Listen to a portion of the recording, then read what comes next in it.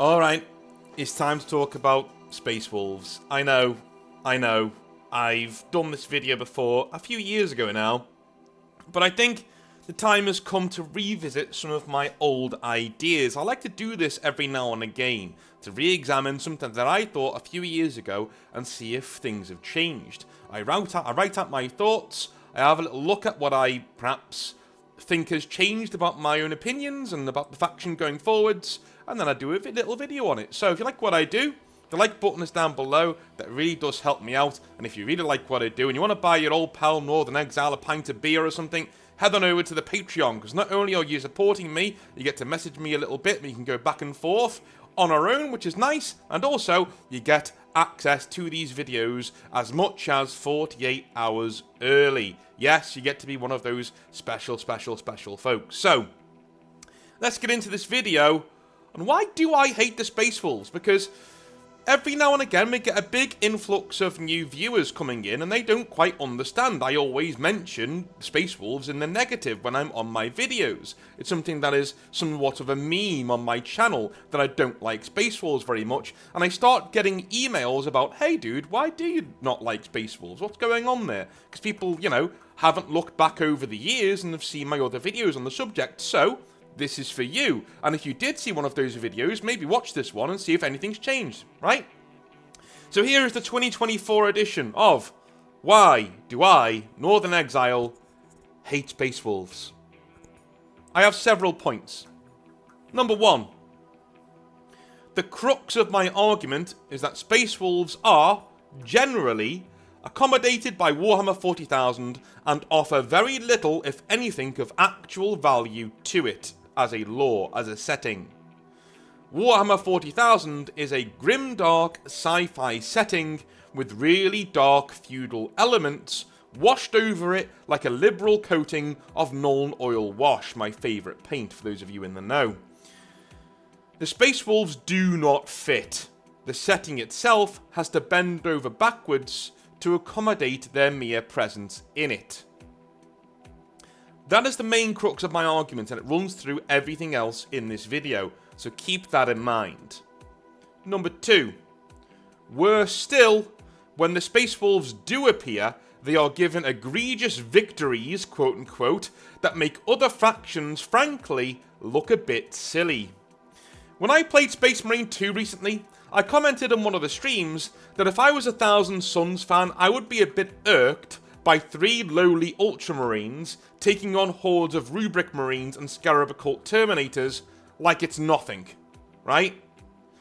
You can make the excuse that Space Marine 2 is a video game, it's a power fantasy, you're supposed to feel powerful, that's why the power dynamics are a bit off there. That's why 3 normal Primara Space Marines are able to kill hordes of massive Tyranid bioforms and really powerful Chaos Space Marines on their own without any help, without breaking a sweat really, right? That's the medium you are in. It's a power fantasy, and I accept that. The issue here is that this is how the Space Wolves are portrayed in actual lore. They are portrayed this way in books, short stories, and codex lore, the foundational stuff. They sweep aside all before them with nary a shrug and with no context or justification for their massive power level. It is almost as if, when the Space Wolves are involved, the writers, even of normally good 40k fiction, give up entirely and go with the flow. If you've played Space Marine 2 and you think the power dynamics are a little bit off, imagine that being the reality of the lore. That's what Space Wolves are like. And that's why, one of the main reasons why, I don't like them. Number 3. Thousand Suns fans will tell you of the contempt their legion was treated with during the Horus Heresy to give the Space Wolves an easy win. Yes, I know there were mitigating factors in that book of Prospero Burns, but who is on the cover of Prospero Burns? It's Russ, and all of your betas now belong to the Wolfie guys, right? Even in later books, the Thousand Suns in the Black Legion novels are said to have nightmares of wolves. It's just cringe. Absolute cringe. No one legion should outright batter another even if there is a bit of an advantage in one side. It just shouldn't happen. It should not happen. 3 against 1, 5 against 1, 5 against 3, no problem with that at all. 1 against 1, one legion against another, even if one is caught completely by surprise, it shouldn't happen. The losses should be devastating on both sides. Yes, the one who had the advantage should win, but only just. The Thousand Sons are swept aside, contemptuously, like they're nothing compared to the Space Wolves. It gets worse though. Grey Knight and Inquisition fans will tell you of the favouritism the Space Wolves are given, even with sacred aspects of the grimdark lore of Warhammer 40,000.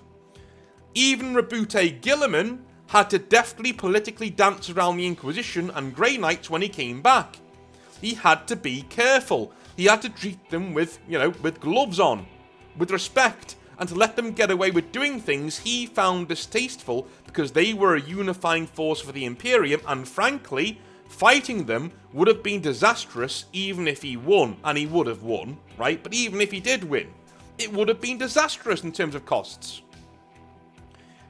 This is Gilliman, Lord Commander of the Imperium and Lord of the largest single grouping of Space Marines in the galaxy, with the power of the entire Imperium at his fingertips, and he chooses to work with the Inquisition because they are too powerful to go up against, and without losing most of his forces. The Space Wolves though? Don't be silly. They kill an Inquisitor in cold blood in front of everybody. They ambush a Grey Knight Grandmaster and his party in front of witnesses, without any honour by the way, and they walk away with no consequences. Zero. The writers of Warhammer 40,000 simply give up enforcing the rules of their own setting when Space Wolves are around. Number 4. We're not even halfway. We're not even halfway. Number 4. The Space Wolves, even from an aesthetic standpoint, look ridiculous when compared to other forces of the Imperium. I have long lambasted the Blood Angels for leaning too far into their vampiric stylings at times. Such things should be accents on the chapter as a whole, rather than a defining trait, otherwise they become meme-worthy. I am a big fan of the more grounded Imperium factions, like Krieg, despite the insufferable nature of many of their fans at times, Black Templars, Raptors, Carcharodons, Cadians, Grey Knights, Dark Angels, and the like. These factions are grimdark and over the top, but they rarely wander into the realm of satire like the Space Wolves do. The Space Wolves live in satire. The Space Wolves are cartoon Vikings in space. That's it. That is their culture. We do not even know how big their chapter is because they're so secretive, quote-unquote, about it. Apparently more secretive than even the Inquisition, if they've kept that quiet for 10,000 years. They are never covered in much depth. Why? Because Games Workshop knows that should they do so, they would expose them for the factory of cringe they actually are. Their major flaw is that they turn into unstoppable killing machines. Werewolves. Really? That is their flaw? Number 1, that's lame as fuck. It just is. Werewolves in space. Be still my rolling eyes. Number 2, so their flaw is that they become more powerful and borderline satirical in their cringe. Great. Great, marvellous. Thanks, Games Workshop, yeah. Games Workshop, Space Wolf fans, if you're listening to this and getting triggered, just remember, I believe Games Workshop are doing you a massive disservice by giving you this slop as your lore. Your faction is cringe, and many of your fans are also cringe, but I'll get into that a little bit later, right? Number 5, and this is the main one that I wanted to really hammer home, because I love reading about the Horus Heresy, and this just... Number 5. Leman Russ is an idiot who lost the Horus Heresy for the Imperial side. I will die on this hill. I respect the Space Wolves as a legion that much and their capabilities, that if Leman Russ had stayed on Terra with his brothers, there would have been 4 united legions on the throne world facing Horus, and not just that, 4 of the best legions you'd want in such a siege. Blood Angels and Imperial Fists holding the walls as stalwart paladins. Inspiring everybody, right? White Scars and Space Wolves acting as heroic outriders, scouts, saboteurs, and nuisances to the besieging force around them. Horus would not have gotten anywhere near success if the Space Wolves were at the Siege of Terra. Malcador the Sigillite practically begs them to stay on Terra. He tells them, listen, this is as good as won if you stay here with us. We're going to win if you're here with us. What does Russ do instead? Because he knows better than everybody? He decides to throw his legion at Horus on their own for his own vanity. To try and get to Horus in the most overly idiotic and direct way to take all of the glory for himself. And even then, he has to rely on Garviel Loken and others in the Knight Errant to practically get Russ to Horus's front door by their own steel balls and skill. And he still screws it up for everybody by not only tanking the plan when they get there with his own stupidity, but then failing to kill Horus in a fair duel. Leman Russ is a fucking moron, and he ruined everything for everybody. I hope he never returns in Warhammer 40,000, and if he does, then he's a pile of hairy sludge after being in the warp for so long. Have I triggered enough of you yet? He is the worst Primarch ever, because all of his decisions are moronic and counterproductive. And even when he has clear evidence shown to him of what he should be doing and why, he still won't get out of his own way. He still ruins everything for everybody. It really gets on my nerves when people say Magnus, everything is Magnus's fault, and they let Leman Russ have a free pass. No, everything is Leman Russ's fault. Everything is his fault. Horus would have turned on the Imperium even without Erebus, even without all of that other stuff. Horus would have turned on the Imperium eventually. It was fated, it was destined, it was going to happen. There is real hints that even Malcador and the Emperor planned it that way, to get rid of the Astartes when they weren't needed anymore. It's heavily hinted, right? So Erebus didn't ruin everything? No. Magnus didn't ruin everything? No. The heresy should have been won. If not for this hairy moron, it would have been won. That's how much I actually respect the Space Wolves and their own capabilities, by the way. Number six, their models are similarly cringe. Wolf this, wolf that. They are the only chapter in the lore where there is literally another fan-made chapter, the Space Bears, doing exactly what they do, but better. Literally.